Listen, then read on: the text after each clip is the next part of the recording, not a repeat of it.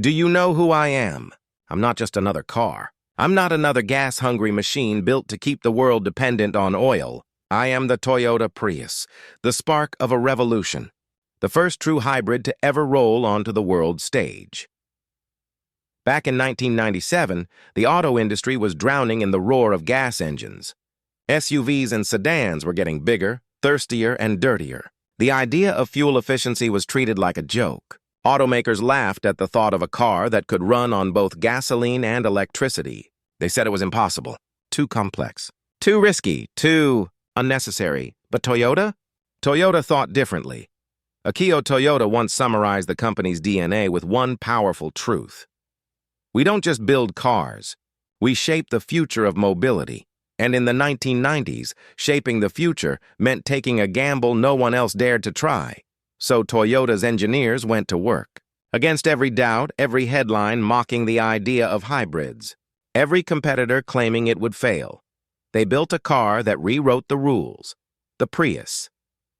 When it first appeared in Japan in December 1997, it wasn't just a product launch. It was a declaration of war against pollution, inefficiency, and complacency. While the world laughed, Toyota was already years ahead. Who am I in the auto industry? The Prius asks. I am the proof that change is possible. I am the symbol of innovation when others were stuck in tradition. I am the car that forced the world to stop, stare, and rethink what driving meant. The media didn't understand it at first. The rivals didn't respect it. But Toyota's CEO at the time, Hiroshi Okuda, said it best. The Prius is not just a car. It is a starting point for the future. And he was right. Because the Prius wasn't born to fit into the 1990s auto industry. It was born to disrupt it, to make gas guzzlers look outdated, to make efficiency cool, to plant the seed for Tesla, for EVs, for hydrogen, for everything we're witnessing today. That's why this moment matters. This is not just history. This is the opening chapter of Toyota's boldest move. So let me ask again, do you know who I am? I'm the Prius, the revolution in hybrid technology. The bombshell that changed the auto industry forever. The world before Prius, the 1990s, a decade of booming economies, rapid globalization, and a love affair with bigger, faster cars.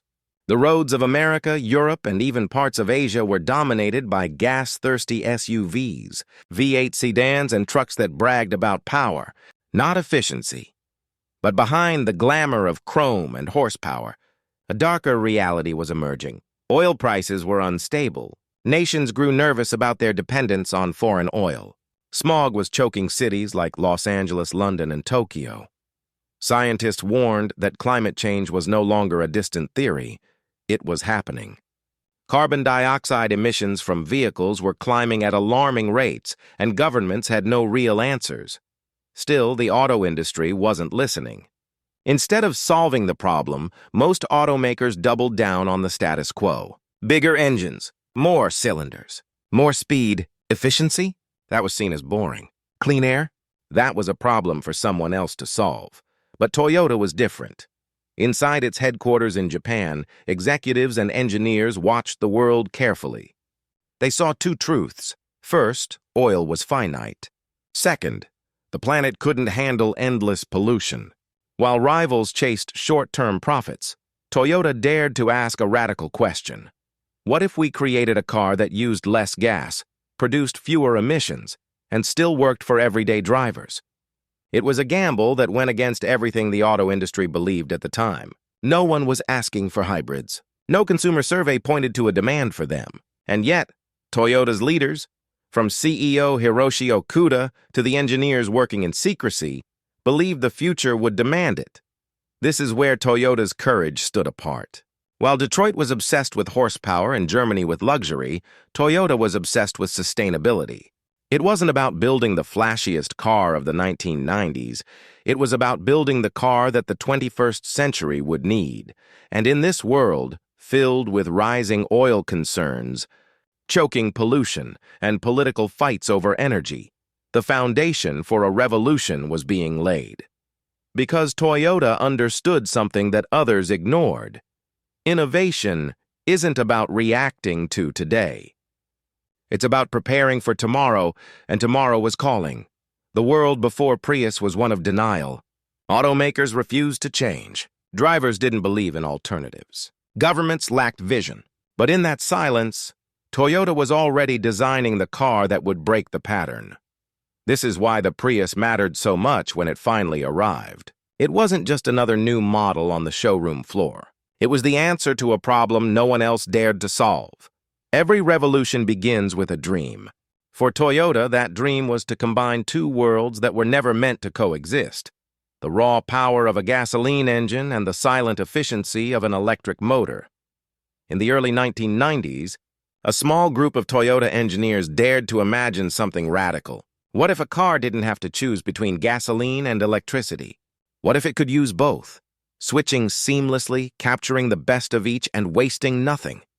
It sounded brilliant. It also sounded impossible. Skeptics inside and outside Toyota scoffed. Too complicated, they said. The electronics won't last. Others argued it would be too slow, a compromise car that no one would want to drive.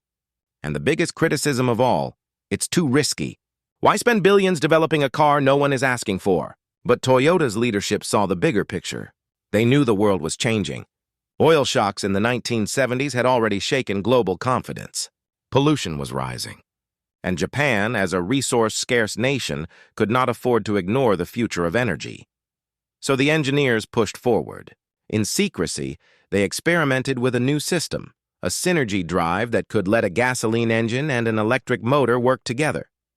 The idea was to use the motor at low speeds, where engines waste the most fuel, and switch to gasoline at higher speeds, where it's more efficient. And when braking, the car would capture energy instead of losing it. This was the birth of the hybrid synergy drive, a technology that would one day power millions of cars worldwide.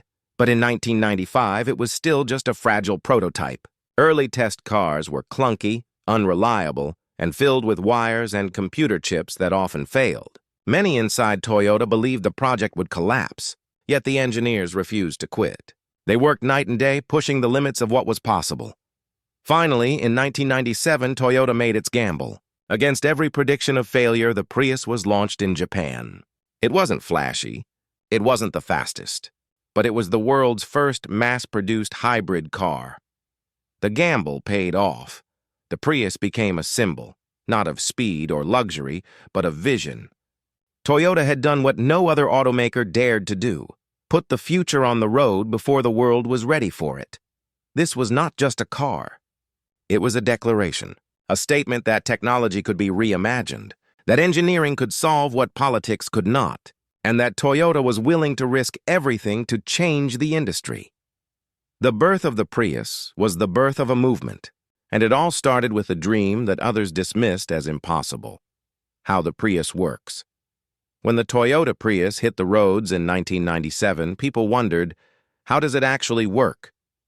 It looked like any other compact car, yet inside was a system that was unlike anything the auto industry had ever seen. At the heart of the Prius was Toyota's greatest innovation: the hybrid synergy drive. Here's the magic.